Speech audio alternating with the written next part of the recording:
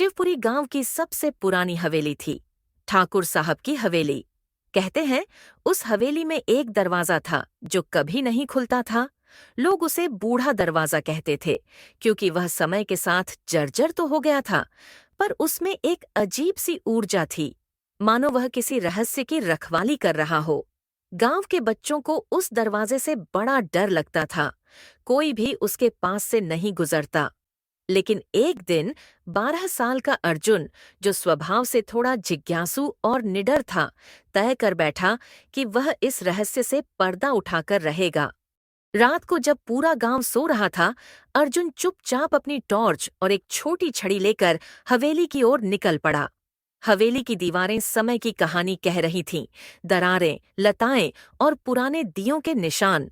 जब वह बूढ़े दरवाजे के सामने पहुंचा तो हवा अचानक शांत हो गई।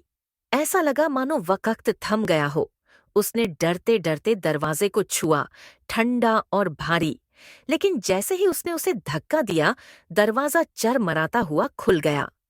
अंदर एक छोटी सी कोठरी थी, जिसमें दीवारों पर पुरानी तस्वीरें टंगी थीं और एक बड़ी सी संदूक रखी थी।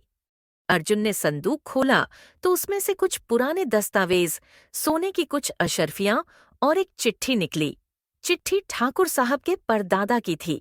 उसमें लिखा था, जो यह दरवाजा खोले वही इस खजाने का उत्तराधिकारी होगा, लेकिन साथ ही ये जिम्मेदारी भी उसी की होगी कि वह गांव की सेवा करे और इस विरासत को सही दिशा दे।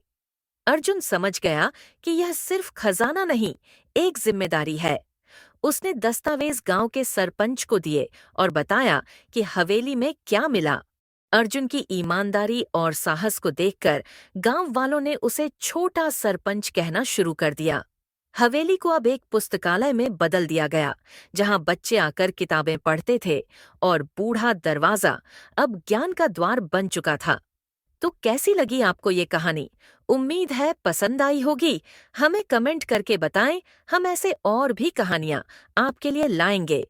रहस्यमयी, हास्यपूर्ण, रोमांचक या प्रेरणादायक, कौन सी सुनना चाहोगे अगली बार?